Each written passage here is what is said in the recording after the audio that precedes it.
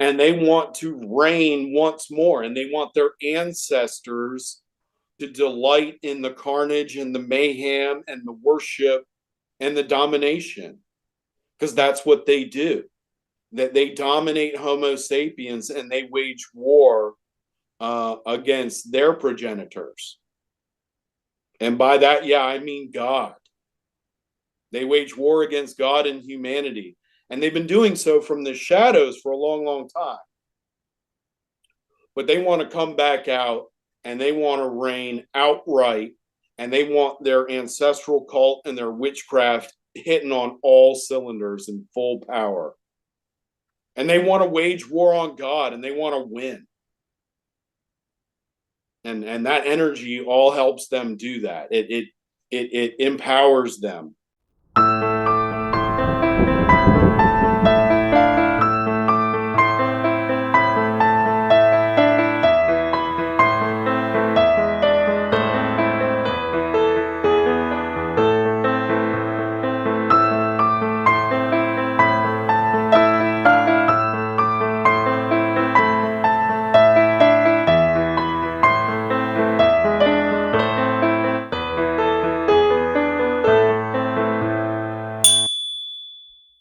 And good afternoon, everyone. Thanks for joining the Adapt 2030 channel. You always ask me to bring bright minds on here that can help us explain the past and why we're going through some of these cycles and maybe what to expect as we move through the change that we're experiencing right now.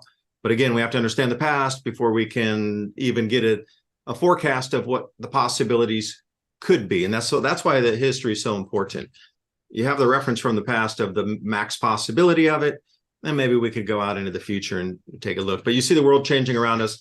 So I have with me Mark Carpenter today, cultural anthropologist, writer, some say controversial, some say rogue.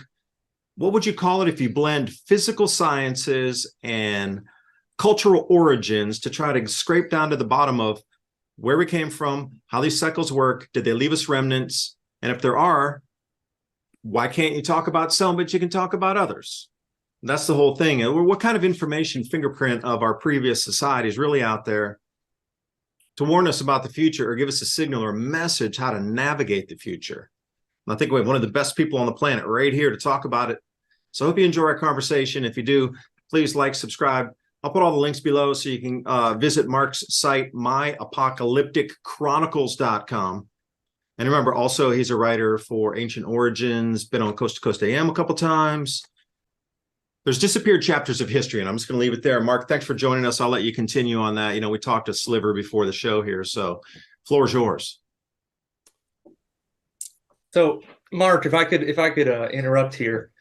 So you were talking about liquid mercury a minute ago, and I think there's something very special when it comes to liquid mercury. I know, at least from what I've read, you know, when you're talking about stuff in like China, or if you're looking at like stuff in like ancient India with the Vimanas, or like all this stuff that the alchemists were doing in medieval Europe, there seems to like that was like a really special compound to them. And it seems like it could be tied into some of their like ancient technology, anti-gravity, whatever they were doing. You said you found some in Palenque as well? So like the Mayans were also doing this stuff in North America? Was Palenque the Mayans or the Aztecs? Mayan, but see, what this really is evidence of is the hyperdiffusion of this invasive hominid species. So you see, they took their pyramid building, liquid mercury utilizing, demonic worship, musical death cult, and they took it with them wherever they went. And so Maya, what you start to understand is terms like Maya and Aztec are all really misnomers, because people are like, what, the Maya disappeared. By the way, I solved that. They didn't disappear. That's what happened to the Maya. They never disappeared. They're still right there. I went and hung out with them. And they explained to me that it was the ruling elite that disappeared. And they didn't disappear. They were revolted against. Because people got tired of being fodder for cult. You know? and eventually we'll see the cult had multiple functions, but one function was to keep the population in check. They control their food and they control their religion, and they psychologically, spiritually dominate them. And so the Maya simply revolted against their occupying oligarch rulers. They revolted against them, and they went someplace else, and they started a new cult center somewhere else, and they enslaved those indigenous people until eventually they had enough, and they revolted, and on this went. And you can track them all over the world doing this. And now, presently, today, they are called? If you just want to sum it up in 3 words, I would say the synagogue of Satan. But their cult continues on as the bloodline becomes more and more diluted. They become more and more just like regular people. So they don't look much different than you or I nowadays. But there are some that live in the shadows that are still highly hybridized, but they're savage. They're totally savage. They want nothing to do with anybody. If you get too close to them, they'll abduct you and devour you, and that's that. But among the Homo sapiens, there is a secret cult that continues to perpetuate both the bloodline and the ancient tradition, the blood and soil tradition. They've carried it on from then until now, but they do so in the shadows. That's why I say synagogue of Satan, because they are embedded within other cultures that we regard as just like normal, wholesome nations or cultures or ethnicities, and primarily in the Western world. So the Western European, powers and things like military industrial complex, these are really just institutional tentacles of this ancestral imperialist cult and bloodline. Dude's grandmother, 13 times removed, was a Nephilim Anunnaki hybrid. Pretty much. It's funny you bring up population control, because one of the big things that the climate agenda nowadays seems to be doing is population control. I mean, whether it's just like, I know tons of other people that are like millennial, like Gen Z or whatever, like I'm 30. Tons of other people that are like, oh, I don't want to have kids because I don't want to, hurt the planet. Never been part of the narrative until like the last like few years, but that's captured so many people like my age. And so it seems like, they're still doing some of the same old things. They're just using different tricks. Right. It's a new mutation of their old. There's nothing new under the sun. It's true. Yeah, and you said the Maya never left. They just like rose up. Did they so I heard that one of the possible theories, like I have a book on like the mound builders, it was talking like about maybe the Mayans like went up the Mississippi and like became the mound builders, and then went back down through Mexico and became like the Aztecs. Right. Well, yeah. Have you heard anything like that? Does that make any sense? Yeah, yeah. No, that's on the perfectly right track. The only thing is, how do we define like the Mayans? You see? So they're right that the culture transmitted itself up into Georgia. It didn't just go. It went up from Mexico. Yeah, when they revolted, and you can trace the fall of Mayan cult capitals. They went all up in North America. Ryan, the same that is the culture that we saw in Tennessee. The thing is, it's just a misnomer to say the Maya went from A to B, because it wasn't the Maya. It was the people who taught the Maya all those things and superimposed that culture on them. Yeah, they took some Maya with them as their entourage slaves. Whoever didn't revolt in the cult, whoever went with them, they were Maya, sure. but ultimately, the ruling elite are a different and unique ethnic group and culture who superimposed all that dragon worship and pyramid stuff onto the Maya. But yes, that culture was transmuted absolutely as the cult centers fell in Mexico, old Mexico. They made their way up to Chaco Canyon in New Mexico. They made their way up to Georgia and eventually up into Mississippi, Tennessee, the Ohio River Valley. I know where they are right now. They're still alive. They're hiding. Can I ask you a quick question about this book here that I got? Sure, I have that too. Oh, do you? And then this one here too, the Encyclopedia of North American Giants, you know? Fritz Zimmerman is excellent. Like where are all these concentrated at mostly? When you're looking at energy frequency points here across the US, like where are the most concentrated? Because I did want to say with the Stonehenge, you kind of clued me in. So if you got all these Mayan towns, let's say Tikal, for example, yeah, you know, the tops stick out above the trees and they could make a circle, but the distance is pretty far comparatively to like Stonehenge, which seems a little more like an electromagnetic circle in itself already that could be charged up depending on what the rocks were, the minerals in those granite and quartz boulders.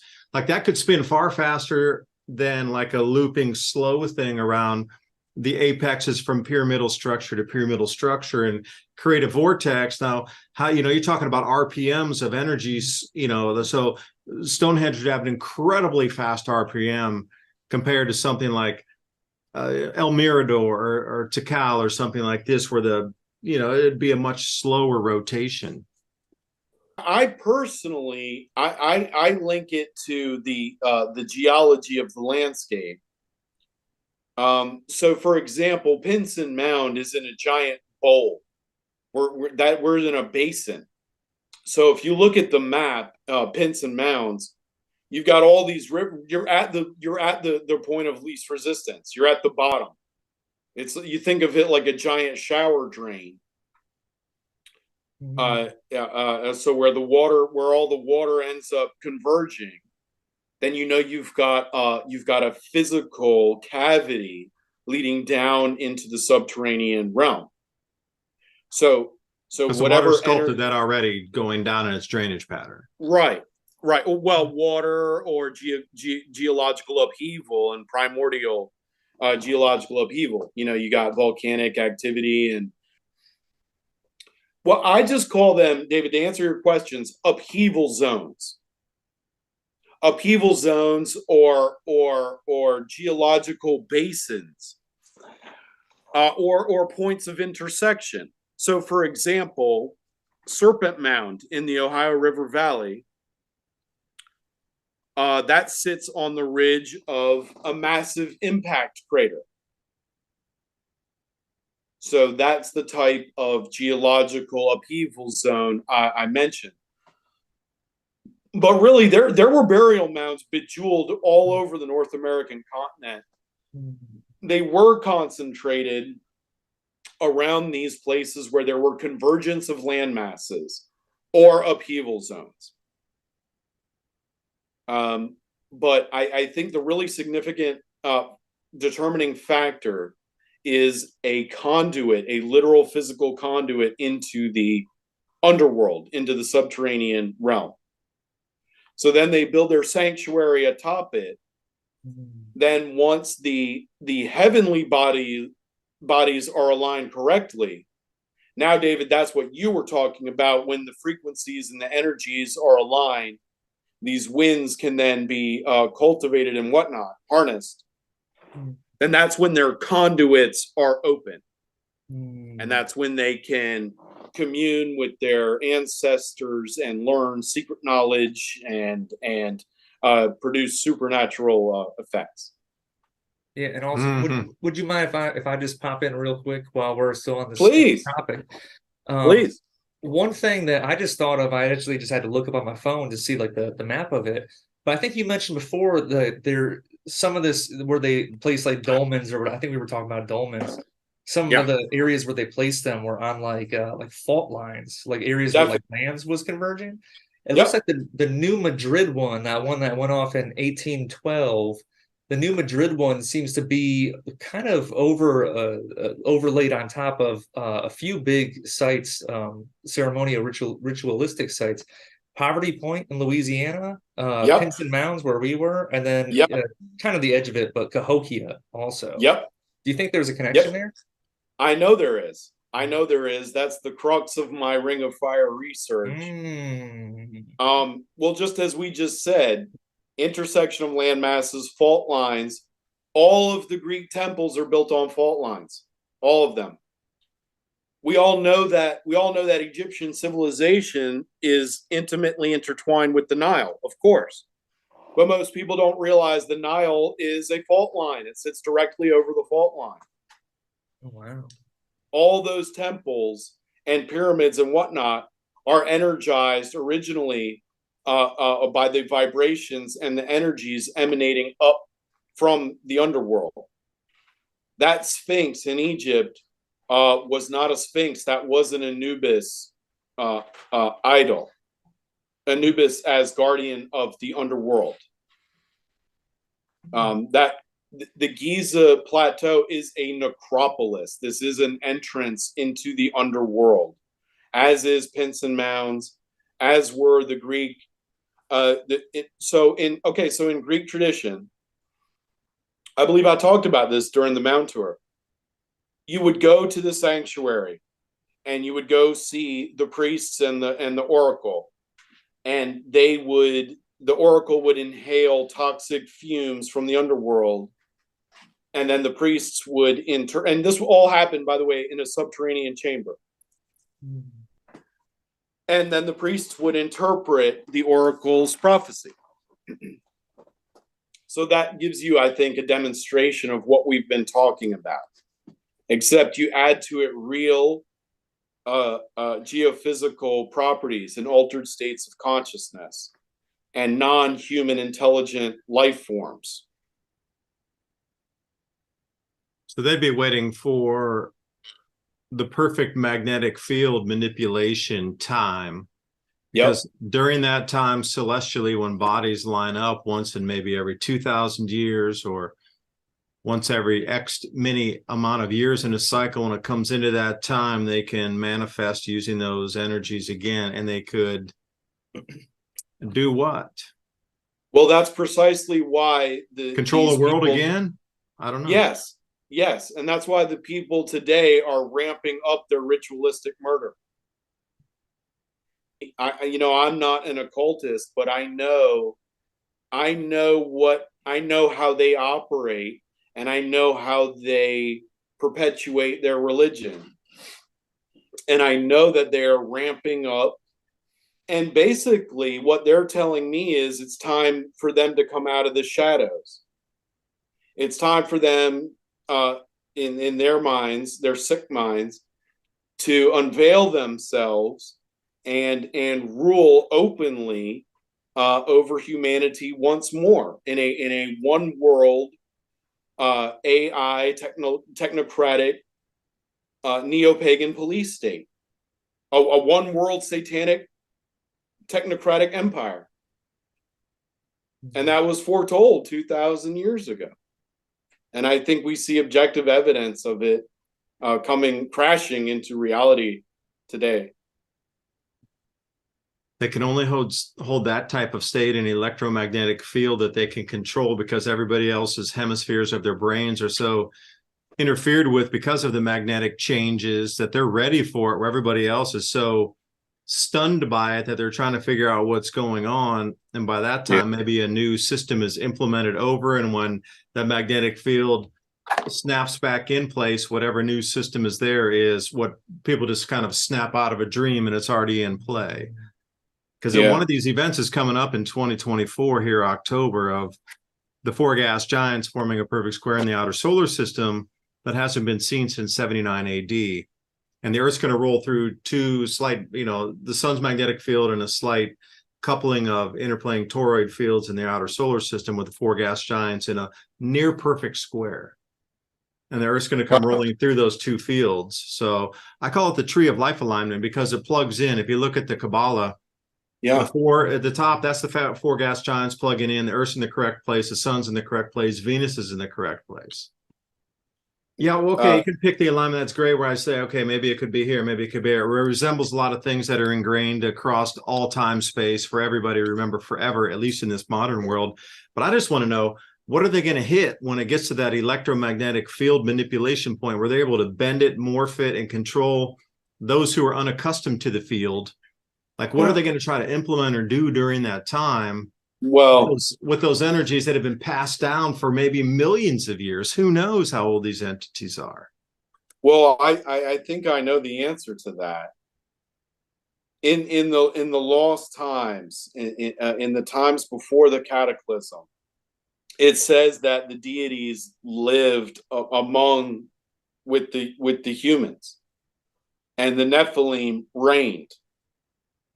I think to answer your question is, they want to open the floodgates of ancestral worship.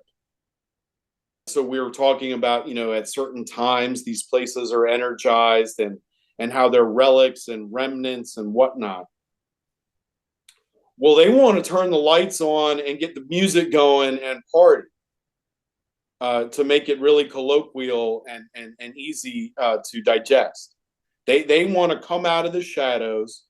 They want to rebuild their ancient temples and palaces, and they want to reign once more, and they want their ancestors to delight in the carnage and the mayhem and the worship and the domination, because that's what they do.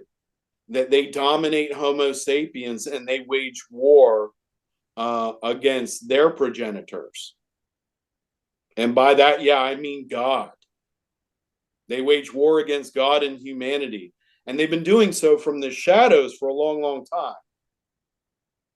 But they want to come back out and they want to reign outright. And they want their ancestral cult and their witchcraft hitting on all cylinders in full power. And they want to wage war on God and they want to win. And that energy all helps them do that. It empowers them. Well, also going into, what you were just talking about, David, I think you mentioned that the same kind of arrangement of planets took place around, 79 AD? Was that the last time? It's the last time where you can use JPL model or Universe Sandbox or a solar system scope. I mean, there's a few of them out there. Solar system scope, although recently reeled back their orbital diagrams of how far you could go back in time. Like when I first started looking at that and came across this, you could go back 2,500 years with the solar system scope. But now they've knocked it back to you can barely go further back than about 400 years.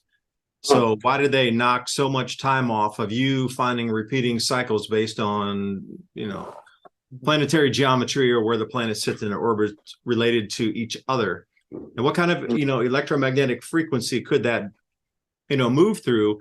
And if so, Mark's running tours out here to, the different ancient sites.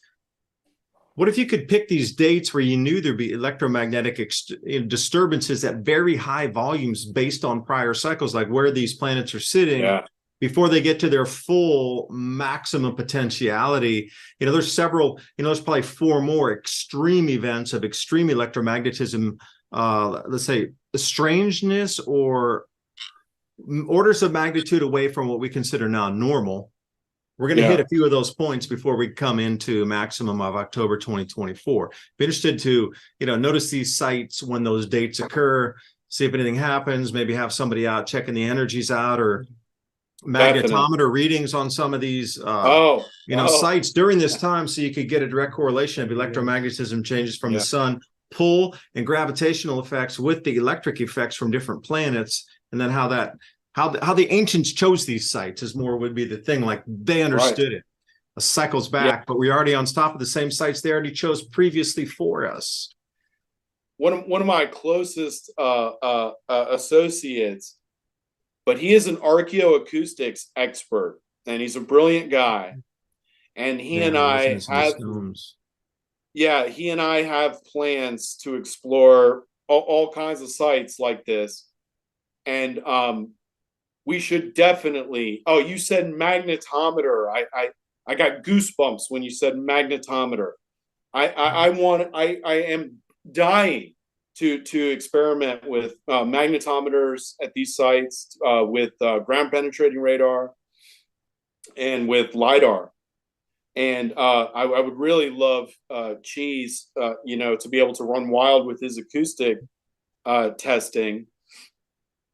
And I have some great dates already picked out, certain sites and certain dates.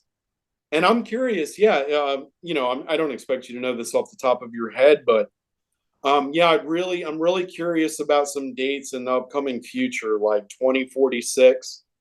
If you notice any really interesting alignments in that date, I'd be really curious about that.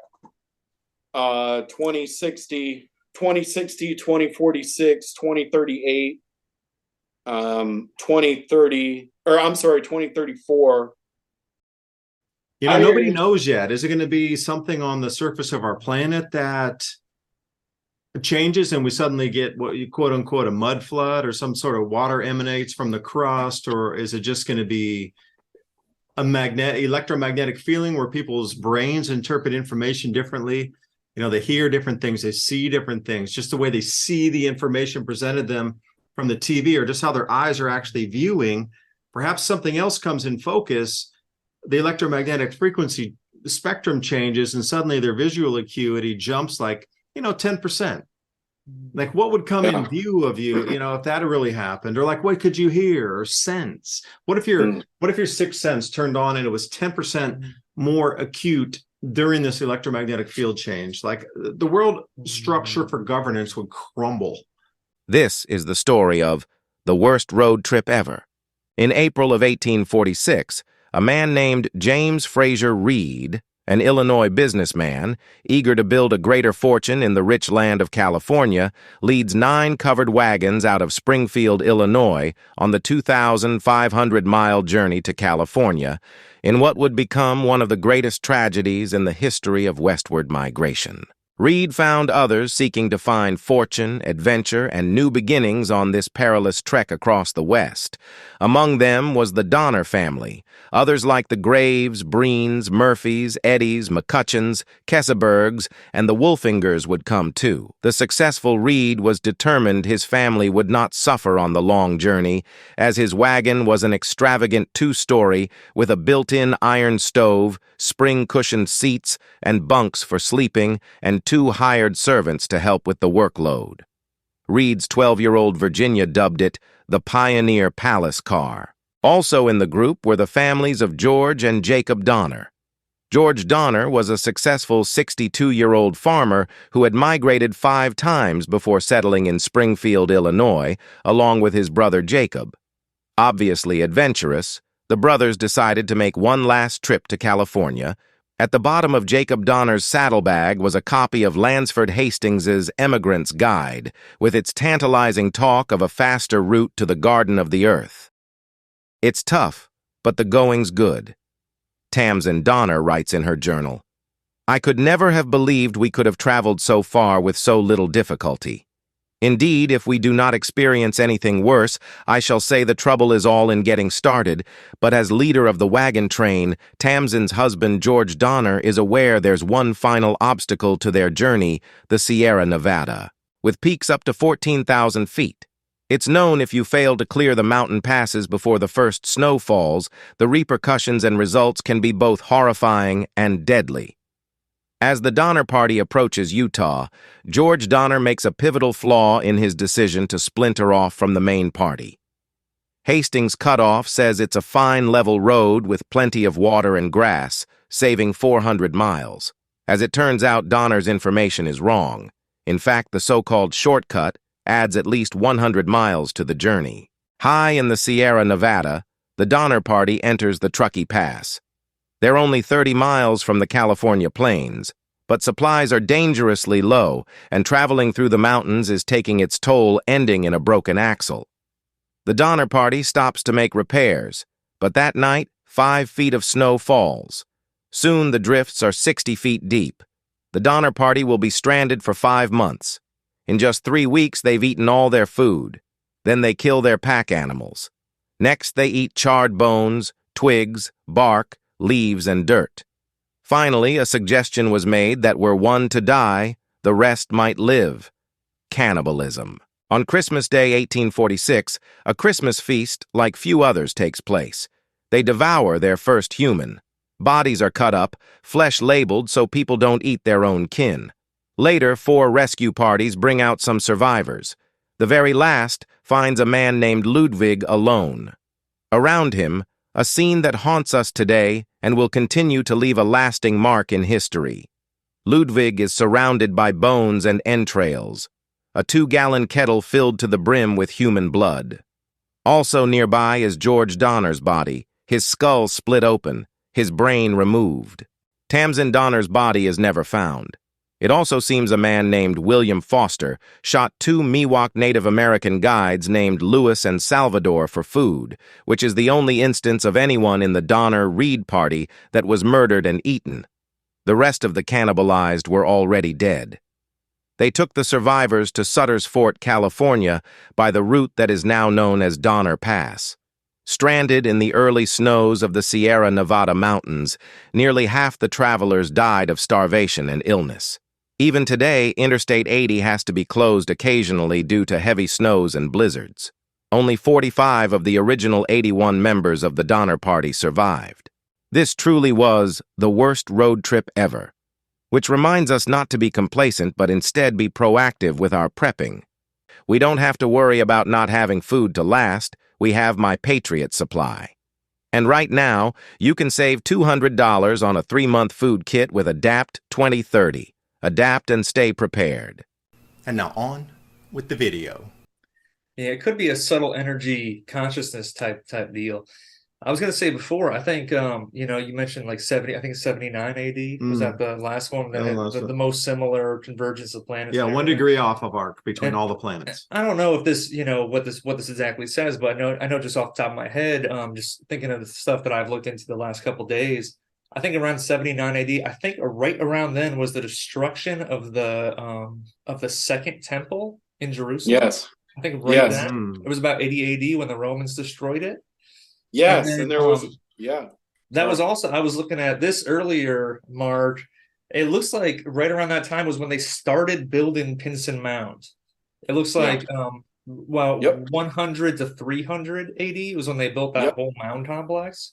So in America, they started building mounds like in earnest right around that time, while there was like big strife happening in the Middle East. Yeah, I don't know what's the trigger for all that mound building? Why then? Just like right now, why now? They want you to look at the sky. They want you to know there's geoengineering. They want you to know the sun can take down a power grid. They want you to know the sun can wipe out the internet. They're making you focus on the sun for effects on our planet. Yet somehow it's not able to bend a cloud or move a jet stream. It's all, you drive in your car. The sun has nothing to do with our climate, right? Should I wink into that camera there? Yeah. Jeez, my name. Yeah. The Native American traditions all revolve around the solar cycle. I think it's all intimately related. I mean, beyond related. I think the Kali Yuga cycle, the Hopi, the 7 fires prophecy, Ragnarok, Revelations. I think all of these, the 5 suns. I think all of these are stylized reflections of reality. That civilization is cyclical, and that life is cyclical, and we do seem to be approaching, by all metrics and cultural standards, we seem to be approaching a climactic point of the cycle. But what else happened around 80 AD? Do y'all have any references of 80 AD, 79 AD, even 60 AD? Or 70 AD would be a good one, because the changes would be like what we're seeing right now. A complete discombobulation in the weather patterns here. That's because of the frequency change, and we're stepping off into a 400 years low in solar activity right this second as we're coming off solar cycle 25, we're going to descend at the very, very minimum into a 400-year low in solar activity straight off here. We're going into another Maunder minimum as we speak. As we step off this, we're going into a Maunder minimum. Right, so that's about a 10-year period from years ago, not now 10 years, it was like 5 years ago. We're halfway. Once it drops off, you're going to watch crop yields decrease across the planet. And perhaps that's why we're seeing supply chain shortages explained away the way they are now. Because these same planners who understand the same information and resonance and how to manipulate energies, they understand the cycles of the sun and what the causes are on our planet for changes in the weather systems that dent or decrease or wipe out crop yields. You can't tell me they know one and they don't know the other. Absolutely, because civilization cannot exist without food. So like what happened around 80 AD? So 70 AD would be that 10-year period drifting into it. You know, the survivors are there like 90 AD. And then, you know, as you exit out of it around 100 AD, and then people kind of got it back together, you know, things have changed. So it's like a 30-year window. Like where in the past do you remember a 30-year window where there was a complete reset of our world, like 79 AD, you know, you're coming out, the Bible's being written during that time, the Romans are collapsing, you know, you get a whole bunch of, you know, a huge amount of shift at that time. So any other periods that you know prior, like BC era or post 1500 BC. That's near that 17, that's near that 1750 BC date too. Yeah, what happened? 1500 BC, because that my research indicates that's when the real exodus of the Hebrews from Egypt occurred. And I have evidence that really happened, that ecological crises did happen, because, and I know that because remember how we said the Nile's a fault. So we know Santorini erupted around that time. We know that, and we know it was big. It was real big. They said it was the equivalent of like 100 atomic bombs. Basically wiped out the Minoans, right? Absolutely obliterated them in a flash of an eye. And the point is, Egypt is just a stone's throw across the Mediterranean. And there's no doubt the reverberations of a volcanic incident like that would have impacted the Nile. See, I grew up in North Carolina, and there were pig farmers who were polluting the river. And what happened was the river turned red from an algae bloom. And then all the frogs vacated the river out of the survival instinct. Then the nearby towns got covered in like 2 million frogs. And then when there were dead frogs everywhere, you had like an insect problem. So, and then people got like sick from all this insect, nasty frog slime everywhere. So the point is, you can see how those ecological dominoes can fall in relation to a volcanic event under the Nile River. So Santorini, I'm saying, triggered the Exodus events. Interesting. Yeah, because just doing the simple math on that, like I said, it's 1500 BC, and then we're at 2000 or 2030. So you're really talking about 70 years over 3,500 years. I mean, that's a rounding error. So that would be 9 cycles of 400 years, 2 cycles of 1,800 years. I should say, yeah, 4 cycles of 900 years. At this point, again, you know, we've moved into Aquarius, which is another star sign. And, you know, if you're looking at really the arc and the precession of the equinox, when you look in and you're moving into a new star sign, generally, those that study astrology understand the energetics in a new region of space, because how fast are we traveling? Our solar system is moving how fast? Now multiply that by 2,000 years on how many tens of thousands of miles per minute we're moving through this place. And we're on an orbit, so we're going to come back around 220 million years later. So it's not like we're just spinning into space. We're cruising around the Milky Way here. We'll be back again in 220 million years. But somebody understood, the Mayans understood that entire cycle and the energetics in between, ebbs and flows of energy that were like a faster moving energy. And then we're heading into that right now. And suddenly we're into cryptocurrencies and central bank digital currencies. And we're Right. just supposed to believe TikTok. that, yeah, that's random, that we need to Oh. speed up for controllers to Yes. maintain control. That's all I'm saying, is the energetics have changed. We see our That's world great. change on the same energetics. Yeah, remember before we were talking about we were like the Mayans, you know, they understood it. Yeah, the hybridized Nephilim descendants, they understand it, just like you were saying. Remember the mirrors. I forgot to answer your question about the mirrors, but here it is. Along with the pattern in China and in Mexico, we've got pyramids, we've got dragon worship, we've got tyrannical hybridized emperor rulers, we've got Mercury, and we've got these mirrors, these black obsidian mirrors. All the cell phones today are made on black mirrors. That's not a coincidence. The Mayans used black obsidian mirrors to worship a specific deity. I can't pronounce his name. Tetzalcoatl. That's the best I can do. He's essentially the god of chaos and disorder and witchcraft. You wouldn't be too far off if you said, by our like Judeo-Western thing, he's Satan. He was very much into music and witchcraft and curses and hexes, and he was said to be next in line to take over the new sun system. See, in their cosmology, every new era is presided over, every new sun is presided over by a new deity.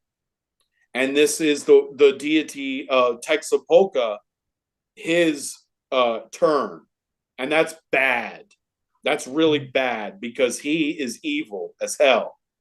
And okay, so these mirrors, you'll see iconography where they're wearing such a mirror on their chest. And it's related to necromancy and scrying and weather manipulation. They're often made in sort of a Fibonacci spiral, which is related to storms specifically, because Tetzalcoatl is a storm demon. He was an atmospheric being. And anyway, the point I'm getting to with all this is this time and this cyclical change and this energy and their coming out party is all synchronized by them and by their cult, and that is why. So they're right. So they are, David, you're right. They are harnessing this energy and this period of transition to reorganize civilization into their AI governed technocratic smart city slave state. Yeah, and speaking of coming out party, I think one of the most popular television shows right now is called Black Mirror. Right. Black Rock, Black Mirror, Blackstone. Blackstone. This is all very, the black mirrors, the obsidian mirrors. Actually, the sacrificial daggers that they used to do human sacrifice were made of the same material, the volcanic black obsidian stone. This is all related to the underworld. In our world, we call this chthonic iconography. Chthonic meaning relating to the underworld. This cult is going to make themselves known, and they're going to resume their stranglehold on mankind. That's my prediction, but it's not really mine. I am really just relaying it. Let me wrap up with something here for a couple last questions. Since we have you on the line, your time's valuable. Thank you for spending it with us. Oh, you're welcome. Can we ask you, I got a question. I know Ryan's got another one here too. Like that sun you described, for me, that fifth era sun of the angry sun, that describes to me a sun that is going into a dimming phase that will move us into the next ice age. Now, you got to look at it too. Now, if you understood that heading into the next ice age, billions will be lost anyway. The carrying capacity of the earth just cannot hold billions of people. It is impossible. because the ice, the ice sheets come down, the hydrological cycle changes, the plant, the harvest dates change, the animals, the life, everything shifts because the full magnetic field of the planet shifts. And we drop down so low in activity that an ice age begins. So if you were this same nefarious cult, you're looking at it like, well, this society is not going to make it through the next how long period of time, undefined. I don't know the exact number, but they're looking at it as it's a sacrificial party. Nothing's going to survive it through it anyways. We might as well come out and be as dark and nefarious as we want because they wouldn't survive anyway. That's the way I'm looking at this whole thing being wrapped up is, they brought the planet to as a high carrying capacity as they could. And then it's like they're just picking off crickets if you're eating them as a fish or something, it is like crazy the way the world works now. Unless got your brain focused a little bit. And I don't know, are there sacrificial edibles out there? I'm not sure. Well, I'll tell you, the cities would be an open buffet. Yeah. What's the old curse? Yeah. May you live in interesting times. Yeah.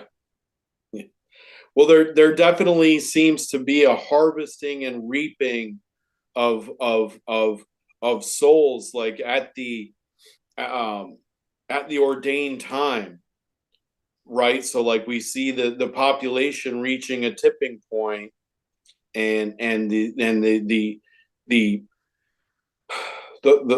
cosmological and geological energies aligning at the same time as the population reaches its zenith, and at the same time as this cult begins to reemerge, as the same time we seem to see a non-human intelligent presence lurking about.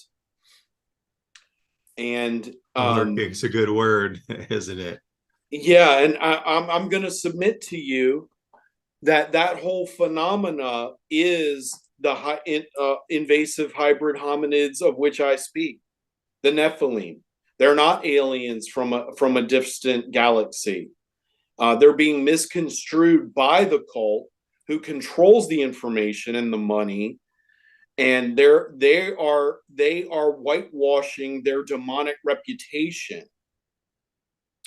Because if they are aliens from a different solar system, then their reputation is now free of the demonic connotations. All that stuff about human sacrifice and slavery and war against God and your destiny in the lake of fire. Dude, it's the first time we've been here. What are you talking about? Right. They would prefer you instead think they're just like you, except more advanced and intelligent, and they have really cool toys, and they'll solve all your problems. So you should just revere them like celebrities. And we're going to go ahead and prime everyone to do that by a century of science fiction and microwave predictive programming. And they have successfully undermined people's belief systems and superimposed their materialistic confusion onto everyone. And yeah, that's why I'm doing what I'm doing, and I appreciate you guys so much helping me do that. And I wanted to say one more thing about plasma, because that's how we started. Romanian scientists. I know a lot of people raised in the Western scientific world. They're like, "What is this guy on about? Deities and these beings, and he can't be serious." Romanian scientists have recently found that plasma cells behave just like biological cells under the right stimuli. They multiply themselves, which means it's almost certain that we would have plasma-based life forms.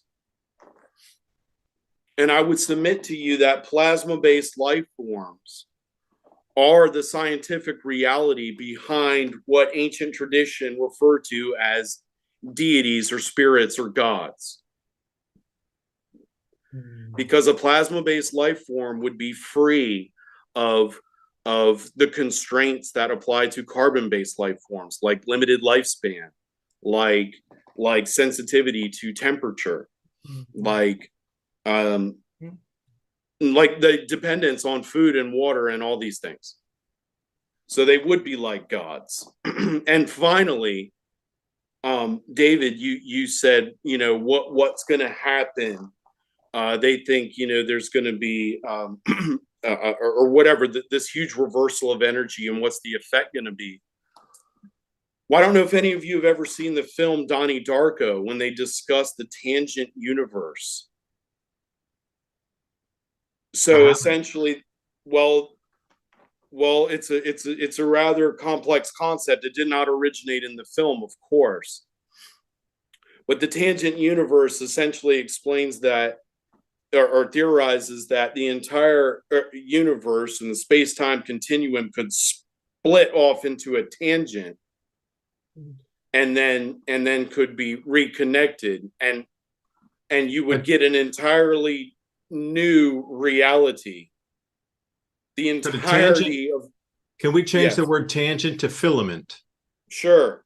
Okay. I like it. And it's not my concept. You triggered it in my mind, because the prophecy describes a total renewal of the cosmos. A new heaven and a new earth is the promise. And so I wonder if this energetic shift might trigger a showdown, sort of a final showdown, in which the veil is completely lifted, and we become face to face with our creators, who then take full control of our realm, this holographic zoo, unified field theory, and then renew it once more, as they once did so long ago. And I'm just relaying what the Revelation prophecy states about a new heaven and a new earth. A rebooting of the computer hologram program. Exactly, David. Exactly. Yeah, one more while I got you here. So you mentioned that one of your, the things that you were most interested in when you were like in school was the disappearance of the Maya. And that's kind of what motivated you. And then we talked a little bit about how maybe like some of the Maya, came up to, if you can define who the Maya are, some of them came up to, the US, became the mound builders, went up to Mississippi into like, Alabama, Georgia, whatever, went up into like Tennessee, Ohio, Missouri, whatever. And then maybe some of them went back down to Mexico afterwards to become the Aztecs. Yeah. Do you think that some of this, I think the conventional, at least what I remember learning in school, was that a lot of it was due to like droughts or famines or whatever. That's how like these population migrations were happening. Do you remember learning anything about that, running into anything like that in your studies? Oh, absolutely. And can you put dates on it for me? Because I'm a numbers. I need to see. Can you put dates on that too? Event and date? So the collapse of the Maya, according to mainstream archaeology, they want to put it around 800 AD. That's very loose. There were various cult centers all over the Valley of Mexico and the Yucatan Peninsula, and they were ebbing and flowing and allegedly warring with each other. And there were rivals, and they did beef with each other. Okay, but what the archaeological record really indicates is a domino effect collapse of cult centers beginning around 700 AD, and dominoing up north all the way to like 1100 AD, at which point they are completely gone. The real key, the flood thing is the drought excuse is complete nonsense. It was rebellion by the people that were so sick of the darkness of the land that they threw them out. That's right. The real cause of the disappearance of the culture, the culture, the ruling elite the occupying elite cult rulers were revolted against at Teotihuacan, at Pakal, at San Bartolo, at Chaco Canyon. At each one of them, you find severe fire damage at the cult center living quarters, the elite living quarters. That's because they snuck up on them while they were sleeping and they set them on fire. Now they're all in Basel in Switzerland. That's their new headquarters. I was gonna say it's totally understandable why they did that. And yeah, CERN's there too, isn't it? Also, the Hadron Collider is very close to there. It is, and the ritual for the unveiling of it was very interesting, very chthonic, which is a word we used before to talk about satanic worship. Yeah, so Mark, so do you think that the mound builders were all cleared out by around 1100 AD? No, we have to, I was going to say, we have to remember there's a whole kaleidoscope of various branches and strains. But yeah, and those Pinson ones were very late to the game. Well, I think the park rangers on that one said they started building them around like 1000 or 100 AD, and they went until like 1100 AD around then. And wow, that was a deep discussion. You know, so many directions that we took it, from the energetics, the changes we're seeing right now. And if you overlay this into the world news that you're looking at right now, this makes a lot of sense that we're into a great change, and a lot of these older types of belief systems and monies and wealth that are pulling through, that are still going to try to control after this shift, are the same players that seem like they've been here for such a long time. There's a great explanation as to what it was, or what these consider they are, because a lot of people are always trying to describe they, and they always are the central banks, insisted that. Perhaps we're going back to this same cult. Yeah. That's going to be trying to maintain control through this. And where do we move from here? How do we protect ourselves? How do we use our energies on the side of light to push back against this darkness is more the question. You know, it seems like we're in this battle of duality that has been forecast by so many religions and faiths and belief systems, not just in Christianity, but pretty much across the planet, that we're coming to this time where it's going to be stripped bare. The veil will be lifted, and you're going to have to choose your side, whether it's on the side of light or whether you're going to try to drift toward that side of darkness.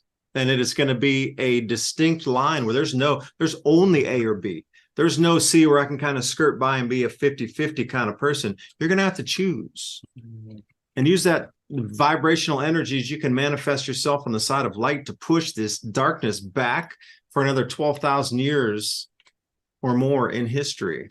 But anyway, we're talking to Mark Carpenter here. And again, the website, myapocalypticchronicles.com.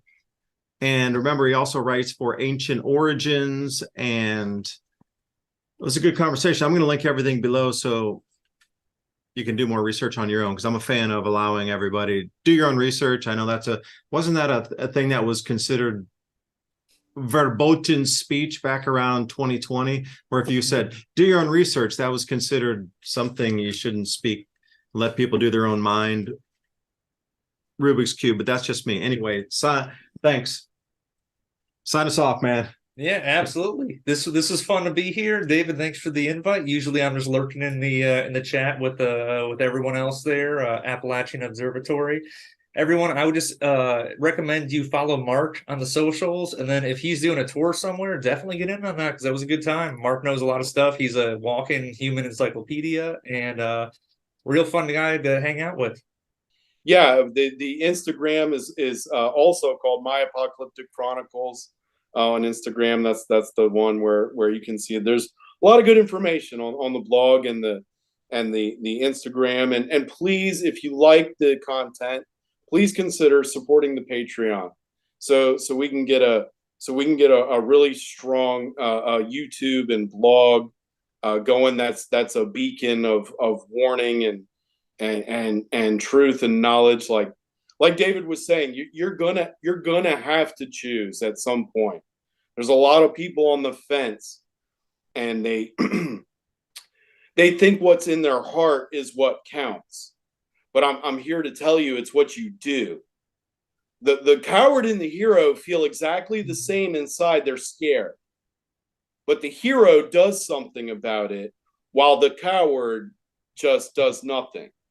So ultimately, it's what you do that defines you. So going forward into the dark times, do not let yourself be defined by external forces leveraging you, or keep your traditions and your values close, and you'll make it through. You'll make it home. Thanks, Dave. Again, Brian, much appreciated. Seriously. Amen, brother. Bye for now. Pleasure talking. All right.